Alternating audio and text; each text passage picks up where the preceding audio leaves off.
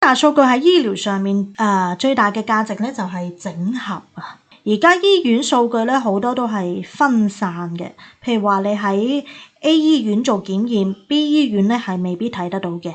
但係如果可以打通嘅話咧，就非常之實用啦。例如醫生可以參考類似嘅病例啦，點樣發展，點樣治療，成功率有幾多，再用一啲 model 啦去輔助判斷。咁簡單嚟講啦，數據唔係話要取代醫生啦，而係幫醫生去多咗一層判斷。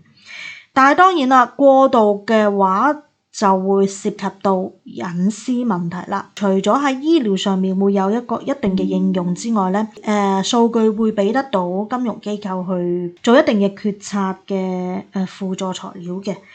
所以嘅話咧，數據咧係可以更全面去判斷企業風險或者係個人零售風險。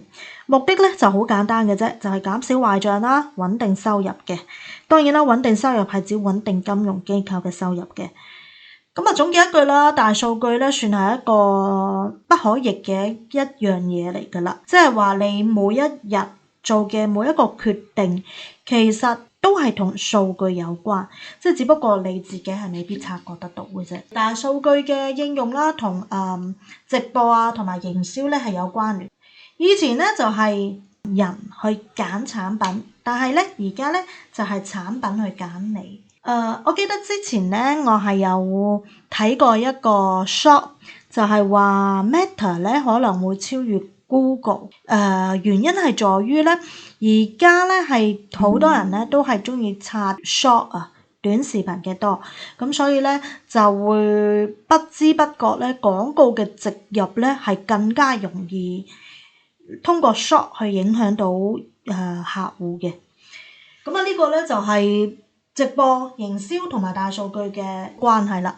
咁另外一個關係咧就係大數據喺應用醫療同埋喺應用金融上面係點樣嘅操作啦。不過咧，其實呢兩樣啊，無論醫療應用定話金融應用都好啦，最大嘅一個問題咧就係數據會唔會過度使用？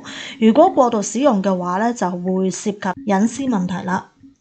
好啦，咁啊呢個咧就係大數據同我哋而家嘅一個生活嘅關係咯。點解而家個個人都話大數據比自己更加了解自己？其實就係因為佢每一日都喺度影響緊你，佢每一日都喺度幫助緊你。